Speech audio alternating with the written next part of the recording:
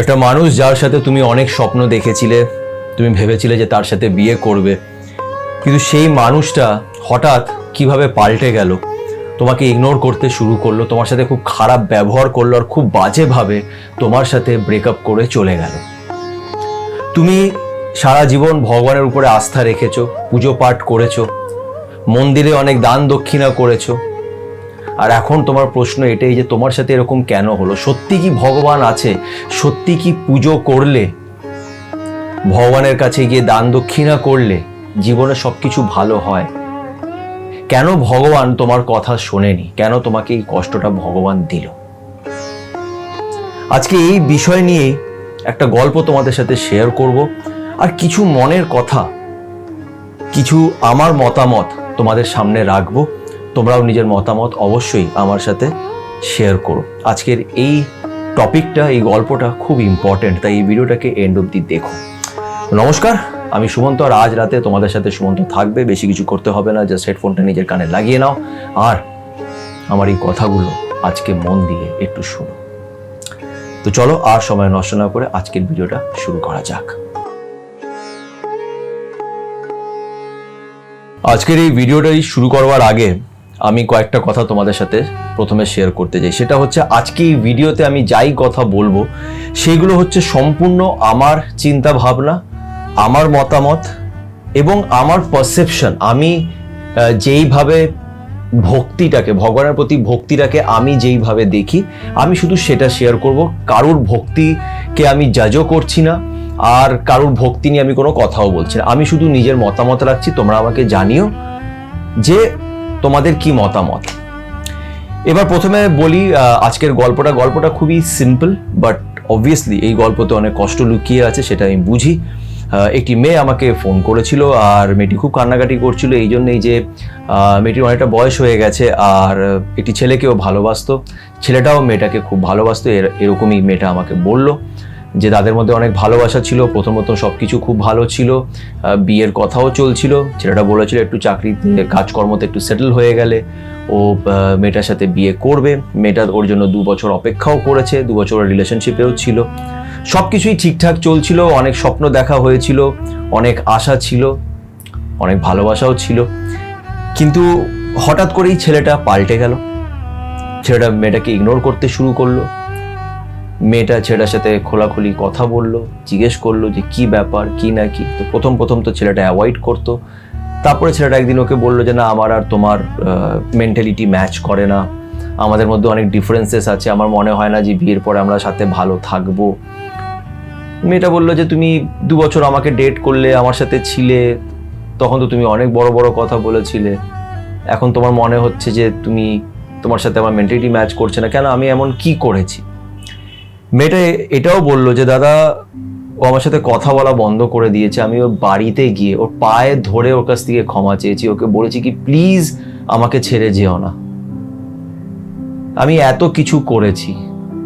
ও আমাকে ফোনে অনেক বাজে বাজে কথা বলেছে, মানে মেয়েটা, ও যে কথাগুলো বলেছিল আমি বলতে পারবো না, সেটা সত্যি। ওকে লুকস নিয়ে অনেক কিছু নিয়ে বলেছে, আমি সেই নিয়ে চর্চা করতে চাই না, বিকজ আমার এগুলো সত্যি খুব অদ্ভুত লাগে, আমার খুব ইনহিউম্যান লাগে। মানুষ যখন এরকম ব্যবহার করে তখন সত্যি আমি বুঝতে পারি না যে এই লুকস নিয়ে যখন কেউ কাউকে বলে যে তোমার চেহারা এরকম, তোমার হাইট ছোট, তুমি এইটা ওইটা, তুমি কালো ফর্সা, আমার এই জিনিসগুলো কিরকম একটা লাগে। আমি এটা নিয়ে বেশি বলতে চাই না। আমি এরকম মানুষকে কি বলবো, কিছুই বলতে চাই না। আমি বুঝতে পারছি মেয়েটা খুব কষ্ট পেয়েছে, কেন কি সেটা সত্যি খুব বাজেভাবে মেয়েটার সাথে ব্যবহার করেছে, এবং মেয়েটা তা সত্ত্বেও ছেলেটাকে বারবার গিয়ে সরি বলেছে, ক্ষমা চেয়েছে, বলেছে প্লিজ একটা চান্স দাও, এই ওই সেই অনেক কিছুই বলেছে মেয়েটা। আর মেয়েটার গল্প শুনে আমার মেয়েটার উপরেই বেশি রাগ উঠছিল। সেটা কেন রাগ উঠছিল সেটা আমি বলবো ভিডিওতে। তো মোদ্দা কথা হচ্ছে, ছেলেটা আর মানেনি, মেয়েটা পুরো ডিপ্রেশনে চলে গেছে, আর নিজেকে ক্ষতি করারও চেষ্টা করেছে। বলল দাদা, আমি ওর সাথে রিলেশনশিপ ঠিক করার জন্যে মন্দিরে গেলাম, এই পুরীতে জগন্নাথ মন্দিরে গেলাম, দর্শন করলাম, টাকা ডোনেট করলাম, মন থেকে পুজো করলাম, কিন্তু তারপরেও ভগবান আমার কথা শোনেনি। তুমি এত ভিডিওসে বলো যে উপরে একজন বসে আছেন, উনি তোমার সবসময় ভালো করবে, এটা সেটা, আমার তার উপরে আর কোনো বিশ্বাস নেই। তো এবার আসি আজকের এই টপিকে। দেখো, আমি কয়েক মাস আগেই জম্মু কাশ্মীরে গেছিলাম। ওখানে জম্মুতে এখানে কাতরা বলে জায়গা, যেখানে বৈষ্ণো দেবী আছে, আমি ওখানে দর্শন করতে গেছিলাম। অলদো আমার খুব একটা ইচ্ছে ছিল না, কেন আমি যতক্ষণ না টান ফিল করি আমি যাই না কোনো জায়গায় কিছু দর্শন করতে। তাও গেছিলাম, যেতে হয়েছে তাই গেছিলাম। আর বিশ্বাস করো, বৈষ্ণো দেবীতে আমি লিটারেলি নিজের প্রাণ বাঁচিয়ে এসেছি। মানে আমার মনে হয়েছিল সেদিন যে হয়তো আমি বাঁচবো না।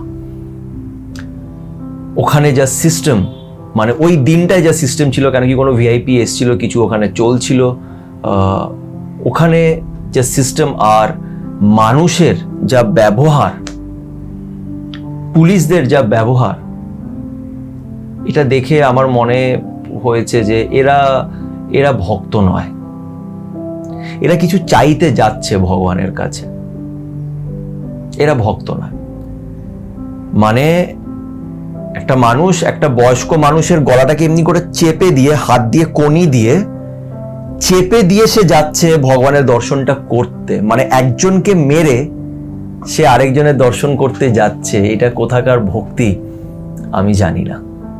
এইভাবে যদি ভগবানের ভক্তি হয় তাহলে এটাকে আমি ভক্তি বলে আমি পার্সোনালি মনে করি না। আর কি হবে, তুমি একজনকে চেপে দিয়ে মেরে দিয়ে তুমি যাচ্ছ ভগবানের পা ধরতে, এতে কি হবে? ভগবান খুশি হয়ে যাবে যে তুমি নিজের প্রাণ ত্যাগ করে, এত কষ্ট করে তুমি আমার কাছে এসেছো আমার পা ধরতে, আমি তোমাকে সব ব্লেসিংস দেব? এটা কি ভগবান চায়? আমরা ভগবানকে পুজো করিয়া বলি, ভগবান আমার সাথে এটা ঠিক করে দাও, আমাকে আমার ভালোবাসা পাইয়ে দাও। এতে কি ভগবান দিয়ে দেবে? ভগবান কি বলেছে আসো আমাকে পুজো করো, আমাকে পুজো করো? তোমার মনটা পরিষ্কার নেই, তুমি মানুষকে ক্ষতি করে দর্শন করতে যাচ্ছ, তুমি মানুষকে ছোট করছো, তুমি মানুষকে তার রূপ নিয়ে জাজ করছো, আর তোমার মনে হচ্ছে যে আমি পুজো করলে ভগবান আমারটা শুনবে। এটা কখনোই হবে না। কেন, তুমি যতই পুজো পাঠ করো, তুমি যাই করো, কর্মই হচ্ছে আসল জিনিস। তোমার কর্ম, তোমার মনের চিন্তা যদি পরিষ্কার না হয়,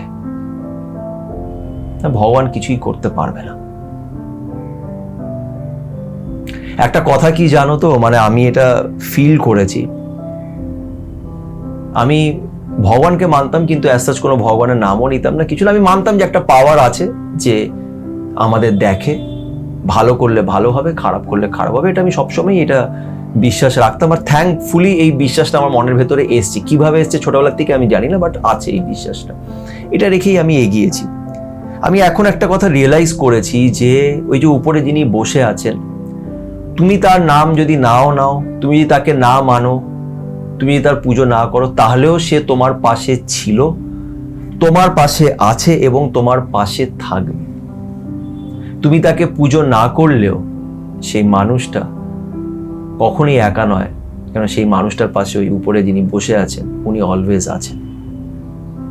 উনি সব সময় আছেন, উনি সব সময় ছিল, উনি সব সময় থাকবে। এটাই সত্যি। মনে হিংসে, মানুষের প্রতি হিংসে রেখে একটা মানুষকে ক্ষতি করে তুমি ভগবানের কাছে যাচ্ছ, এতে কিছুই হবে না। আর এই গল্পটার মধ্যে তোমরা হয়তো বলবে মেয়েটা কি ক্ষতি করেছিল? মেয়েটা তো শুধুমাত্র নিজের ভক্তির জন্য পুজো করতে চলে গেছে, ভগবানের উপরে আস্থা রেখেছে, ওর সাথে এরকম কেন হলো? তাহলে ওর সাথে এরকম কেন হলো আমি বলছি, সেটার জবাব দিচ্ছি। আজকে যদি ভেবে নাও আমরা বিশ্বাস করি যে হ্যাঁ উপরে একজন আছে, একটা ভগবান আছে যে আমাদের সবাইকে দেখছে। উনি ভেবে নাও তোমার স্বপ্নে এলো আর তোমাকে একটা পাথর দিল। ভেবে নাও ভগবান তোমার স্বপ্নে এলো আর এসে তোমাকে একটা পাথর দিল। তুমি সকালে ঘুম থেকে উঠে দেখলে যে একটা পাথর তোমার সামনে আছে, এটা ভগবান এসে তোমাকে দিয়ে গেছে। হ্যাঁ, তুমি এই পাথরটা কি করবে? বাথরুমে ফেলে রাখবে? ডাস্টবিনে ফেলে রাখবে? না না, এটা ভগবান তোমাকে দিয়েছে, তুমি যত্ন করে সেটাকে রাখবে, সারা জীবন যত্ন করে রাখবে, তাই না? ঠিক সেরকমই ভগবান তোমাকে তোমার সেলফ রেসপেক্টটা দিয়েছে। ভগবান তোমাকে তোমার এই আত্মাটা যে তুমি পেয়েছো, এই শরীরটা ভগবান তোমাকে দিয়েছে, তুমি নিজের যত্ন নিচ্ছ না। এই শরীরটা, এই সেলফ রেসপেক্টটা ভগবান তোমাকে দিয়েছে, তুমি সেটাকে ডিসরেসপেক্ট করছো। তুমি সেই ছেলেটার পায়ে ধরে তাকে ক্ষমা চেয়েছো, কেন? কার দোষ, তোমার না ওর? আমাকে মেয়েটা বলছে যে ওর জন্য আমি নিজে বন্ধু বান্ধবের সাথেও কথা বলা বন্ধ করে দিয়েছি। এটা কি কোনো গর্বের ব্যাপার যে এই বন্ধুরা তোমার পাশে এসে দাঁড়িয়েছে, সব সময় দাঁড়িয়েছে, তুমি এতটাই বায়াসড যে তুমি সেই বন্ধুদের ছেড়ে তুমি তার পিছনে গেছো? তোমার কি মনে হয় ভগবান তোমাকে আদর করবে, ভালোবাসা দেবে? তুমি মন্দিরে গিয়ে টাকা চড়াবে, ভগবান তোমাকে ভালোবাসা দেবে? এটাই ভগবান বলেছে? ভগবানের কাছে কিছু চাইতে যেতে হয় না, ভগবান তোমাকে তোমার কর্মের অনুযায়ী দেবে। তুমি ভগবানের পিছনে সারা দিন পড়ে থাকো, তুমি যতই কষ্ট করে ভগবানের কাছে যাও, ভগবান তোমাকে সেটাই দেবে যেটা তুমি ডিজার্ভ করো। তোমার কর্মের অ্যাকর্ডিং তোমার যেটা ফল, তুমি সেটাই পাবে। এর চেয়ে বেশি কিছু পাবে না, এর চেয়ে কমও কিছু পাবে না, হবে না। ভগবান বলেনি যে আসো আমাকে পুজো করো। ভগবান বলছে নিজের সেলফ রেসপেক্টটা আগে দেখো, নিজেকে আগে ভ্যালু দিতে শেখো, তারপরে তো আমাকে ভ্যালু দেবে। তুমি আমার কাছে আসছো কিছু চাওয়ার জন্যে, আমাকে থ্যাঙ্কস বলার জন্য আসছো না। যেটা আমি তোমাকে দিয়েছি, আমি তোমাকে দুটো হাত দিয়েছি, দুটো পা দিয়েছি, মাথায় বুদ্ধি দিয়েছি, তোমাকে সেলফ রেসপেক্ট দিয়েছি, তুমি সেটার ভ্যালু বুঝছো না। তুমি আমাকে থ্যাঙ্কস বলতে আসছো না, তুমি আমার কাছ থেকে চাইতে আসছো। আমি অলরেডি তোমাকে এত কিছু দিয়েছি, অনেক কিছু দিয়েছি, সেটার ভ্যালু তুমি বুঝলে না, সেটাকে রেসপেক্টও দিলে না, নিজের শরীরটাকে রেসপেক্ট দিলে না, আর তুমি এক্সপেক্ট করছো যে আমি তোমাকে হেল্প করব। আমি জানি না আমি কতটা ঠিক বলছি, কিন্তু আমি এটাতে বিশ্বাস করি। আজকে এই ছেলেটা ওই মেয়েটাকে বাজেভাবে ওর চেহারা নিয়ে বলেছে, ওর লুকস নিয়ে বলেছে, তারপরেও মেয়েটা ছেলেটার কাছে গিয়ে পায়ে ধরছে। এটা কি ঠিক? তুমি হয়তো ভাবছো খুব মহান কাজ তুমি করেছো, মহান কাজ নয়। আমি মানছি তুমি খুব কষ্ট পেয়েছো, কিন্তু তুমি তো আরো নিজেকে কষ্ট দিচ্ছ, নিজেকে ছোট করে তুমি কষ্ট দিচ্ছ। যে উপরে যিনি বসে আছেন না, উনি সবসময় আমাদের পাশেই আছে। উনি শুধু এটাই বলছে যে নিজের কর্মটাকে ঠিক করো। আমি আজও এখনো চেষ্টা করি নিজেকে যতটা অনেস্ট থাকা যায়। আমিও অনেকগুলি পাপ করি, আমিও অনেক সময় অজান্তে মানুষের সাথে খারাপ করি। আমার শুধু একটাই গোল, নিজেকে পরিষ্কার করা। আমার মনের ভেতরে যে পাপগুলো লুকিয়ে আছে, যে বাজে চিন্তাগুলো লুকিয়ে আছে, সেই চিন্তাগুলোর থেকে মুক্তি পাওয়া, এটাই আমার একমাত্র উদ্দেশ্য। আর ভগবানের কাছে, জগন্নাথের কাছে আমি শুধু তখনই যাই যখন আমার একটা টান ফিল হয়। আমি জাস্ট যাই, মন্দিরে যাই, জগন্নাথকে একবার দেখি, আমার শান্তি হয়, থ্যাঙ্কস বলে আসি জগন্নাথকে যে আমাকে সে যতটা হোক আমাকে বুদ্ধি দিচ্ছে, আমি নিজের কর্মের উপরে ফোকাস করতে পারছি। শুধু তাকে সেটাই বলি যে নিজের হাতটা আমার পিঠে এরকমই রেখো, আমার কাঁধে রেখো। আমি যদি খারাপ পথে যাই, আমাকে বুদ্ধিটা দিও যাতে আমি সেই খারাপ পথে যাতে না যাই। আমি পাপ করি, আমি ভালো মানুষ নই, আমি অনেক কিছু ভুলভাল করি, মানুষকে হার্টও করি, কিন্তু চেষ্টা করি, আমার ইন্টেনশন নয় কাউকে হার্ট করার, চেষ্টা করি নিজেকে যতটা পরিষ্কার রাখা যায়। এটাই একমাত্র উদ্দেশ্য আমার জীবনে। এটাকেই আমি পুজো মনে করি, এটাকেই আমার মনে হয় ভগবানের প্রতি ভক্তি, যে নিজেকে আগে ভালো করো, চেষ্টা করো নিজেকে পরিষ্কার রাখা। আমার মনে হয় এটাই একমাত্র ভক্তি, এটাই পুজো, এটাই আমার জন্য ভগবানের প্রতি আস্থা। That's it. ভগবান অনেক কিছু দিয়েছে আমাকে, অনেক কিছু দিয়েছে।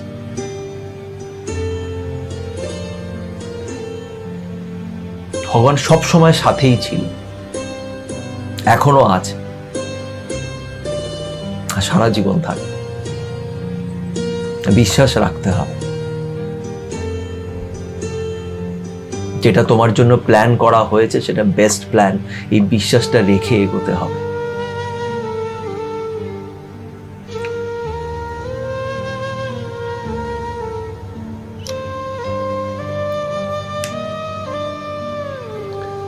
যাই হোক, আমি জানি না আজকের এই ভিডিওটা কতটা কেমন হয়েছে। মেয়েটার প্রতি আমার কোনো রাগ নেই যে মেয়েটা আমাকে কল করেছিল, আমি ওকে বোঝানোর চেষ্টা করেছি। আমি জানি ও এখন হয়তো বুঝবে না, বিকজ ও এখন খুব কষ্ট হয়ে আছে। আর আমি এটাও জানি যে ওই উপরে যিনি বসে আছেন উনি মেয়েটাকে ঠিক বাঁচিয়ে নেবে, ঠিক সময় যখন আসবে বেঁচে যাবে। এটা ভালো, খুবই ভালো, কিন্তু হ্যাঁ কষ্ট হচ্ছে, আমি মানি। যাই হোক, আশা করছি তোমাদের ভিডিওটি ভালো লেগে থাকবে। যদি ভালো লেগে থাকে তো প্লিজ একটু লাইক করো, আমার চ্যানেলের সাথে সমর্থককে অবশ্যই সাবস্ক্রাইব করো। সবাই ভালো থেকো, সুস্থ থেকো।